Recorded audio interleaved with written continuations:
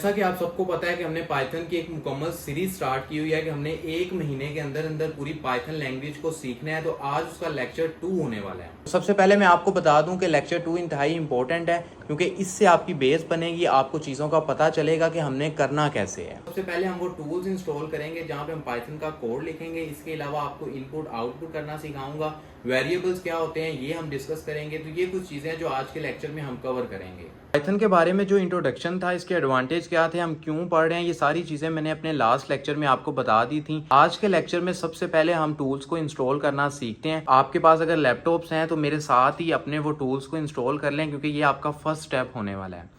तो सबसे पहले गूगल पे आते हैं। कोई इतना ज़्यादा टफ काम नहीं है। आपने दो चीज़ें जो हैं वो इंस्टॉल करनी है, एक पाइथन और VS कोड। ये दो चीज़ें आपने सबसे पहले अगर इंस्टॉल कर लेंगे तो हमारी कोडिंग स्टार्ट हो जाएगी। इनपुट आउटपुट हम करना स्टार्ट कर देंगे।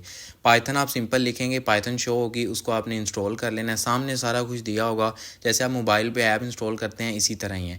VS कोड का भी ये तरीक़ेकार है, सारा कुछ आता जाएगा। मैंने पहले इंस्टॉल किया हुआ था तो ये इंस्टॉल होकर मैंने फ्रंट जो स्क्रीन है ये ओपन कर ली है। जो स्क्रीन आपको शो हो रही है, यहाँ पे आप न्यू फाइल पे क्लिक करेंगे और अपना फाइल को कोई भी नाम दे देंगे। जैसे आपने कोई भी नाम दे सकते हैं। फर्स्ट मैंने पाइथन कोड लिखा है, ये आप नाम दे लें, लेकिन उसके एंडिंग पे आपने .py लिखना है, जिससे आपके जो कंपाइलर है उसको पता चल जाता है आप पाइथन में करने लगे हैं। ये पाइथन की एक्सटेंशन होती है।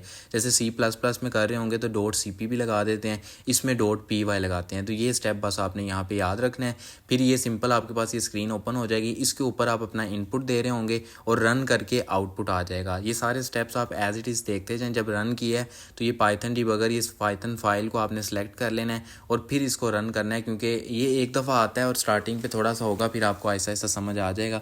जब इसको रन करेंगे तो जो मैंने प्रिंट में लिखा होगा वो नीचे एज इट इज़ रन होकर उसका आउटपुट आ जाएगा। VS कोड और पाइथन जो है वो इंस्टॉल कर लिया होगा। तो ये दो आपके पहले स्टेप्स है जो आपने करने थे। बाद जो मेन कॉन्सेप्ट है वो है वेरिएबल्स। जैसे मैथ्स में आप वेरिएबल्स देखते हैं A, B, C, या बहुत ज़्यादा इसमें आपने यूज़ किए होंगे। इनका क्या मतलब होता है? इनका मतलब यही होता है कि आपने इसके अंदर कोई ना कोई वैल्यूज़ हैं वो सपोज की होती हैं, कुछ ना कुछ आपने लिखा होता है। इसी तरह ये पाइथन के अंदर भी आप एक वेरिएबल सपोज कर लेते हैं, उसके अंदर आप अपना कोई भी, जैसे आपने एक वेरिएबल नेम लिया हुआ है उसके अंदर अपना नेम स्टोर करवा देंगे। इसके अलावा आपने एज वेरिएबल लिया हुआ है, उसके अंदर अपनी एज आप स्टोर करवा देंगे। जो वेरिएबल होता है ये फिक्स नहीं होता, ये चेंज आप कर सकते हैं। जैसे नेम के अंदर आप किसी का भी नेम रखवा सकते हैं, एज के अंदर एज भी टाइम टू टाइम चेंज होती रहती है। ये वेरिएबल्स का कॉन्सेप्ट है और ये बहुत इंपॉर्टेंट है। आपने अक्सर वेरिएबल्स जो है वो पाइथन के अंदर यूज करने होते हैं, जिसके अंदर आप डाटा को स्टोर करवाते जाते हैं। लेक्चर 2 के अंदर जो हमारा मेन टारगेट था वो ये था कि आप VS कोड को इंस्टॉल कर लें, इनपुट आउटपुट करना सीख जाएं।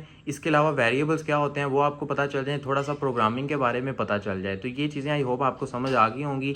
नेक्स्ट लेक्चर में आपसे दोबारा मुलाकात होती है। अपना ख्याल रखें। अल्लाह हाफिज़।